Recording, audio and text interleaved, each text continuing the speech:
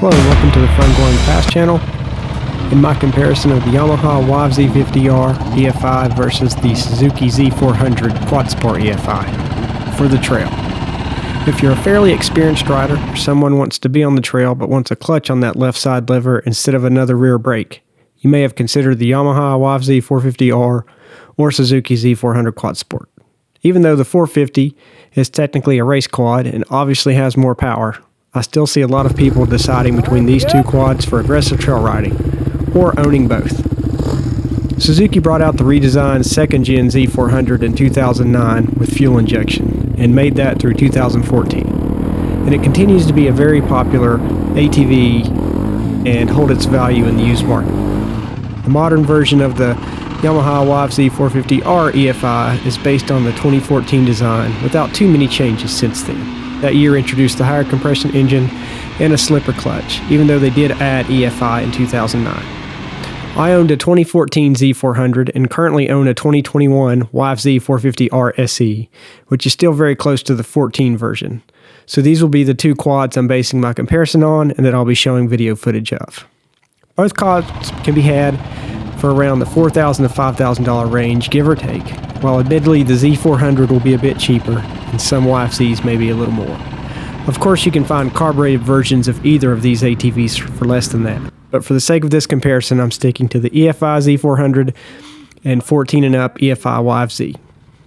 These quads have a lot of similarities and a few differences. Let's review those around the motor and power, transmission, brakes, suspension, and handling, ergonomics, dependability, and general ease of use on the trail.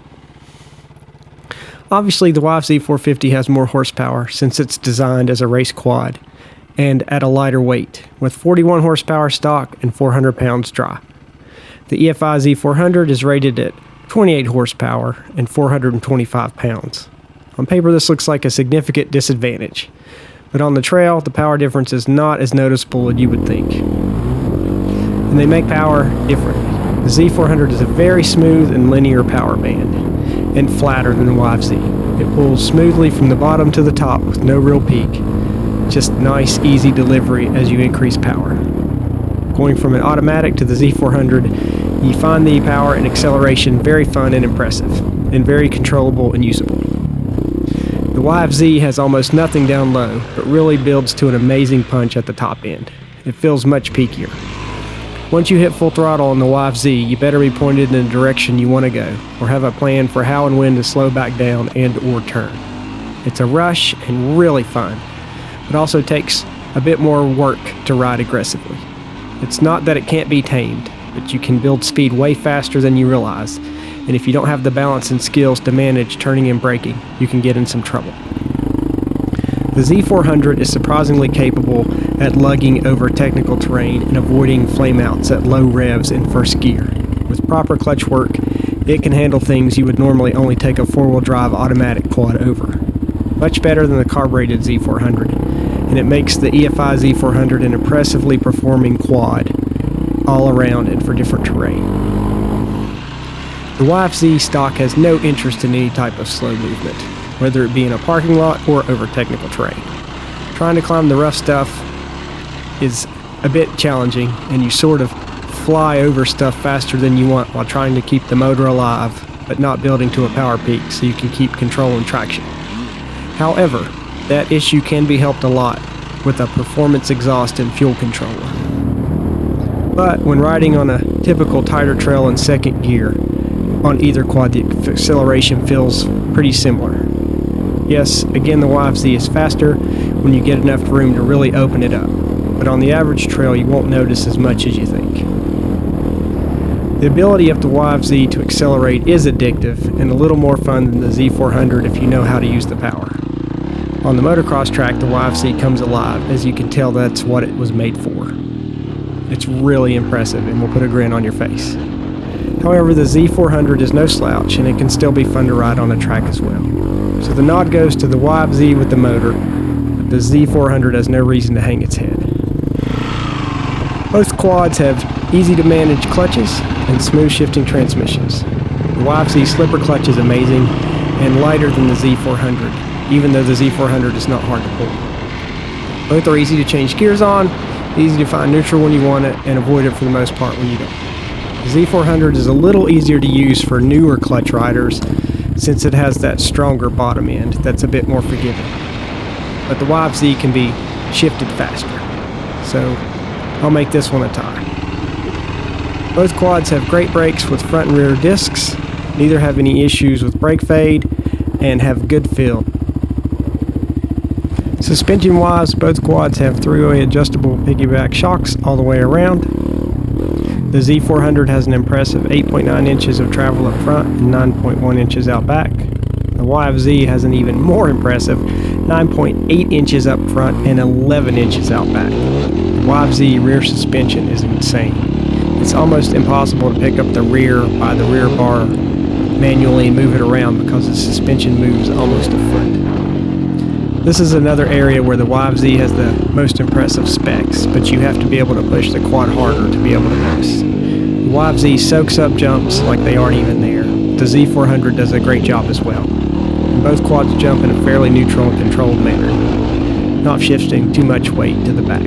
So a nod to the YFZ when on an MX track, but close to a tie on the trail. Handling is also very good on both quads, and again the YFZ rewards experience. The Z400 is a bit shorter in wheelbase, so it feels easier to control for a newer rider. But the YFZ can handle on a knife edge, and its agility is tough to match for any quad. Just think about where you want to go, and the YFZ goes that way with almost no steering effort. The YFZ also feels much lighter, even though it's only 25 pounds difference on paper. So nod to the Z400 if you're newer, but to the YFZ if you have more experience. This translates to the ergonomics as well. Suzuki did an amazing job. The Z400 feels comfortable and familiar the first time you climb on. It's easy to ride for hours without getting tired, and you can ride comfortably sitting or standing. All the controls are exactly where they should be, and it feels stable whether riding slow or fast. The YFZ obviously has more aggressive ergonomics as a race quad. It was designed for feel and control, and you can really tell that feel of what's going on in the trail or track.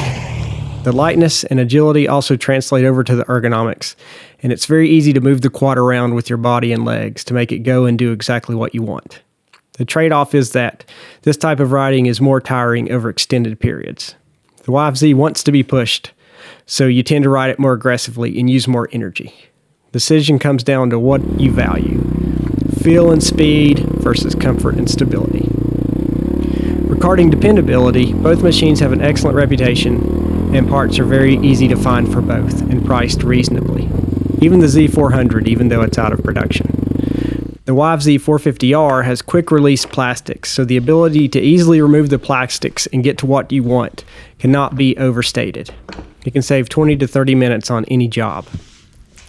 The Z400 carried over the chain adjustment mechanism from the first generation, instead of switching to the LTR 450 swing arm.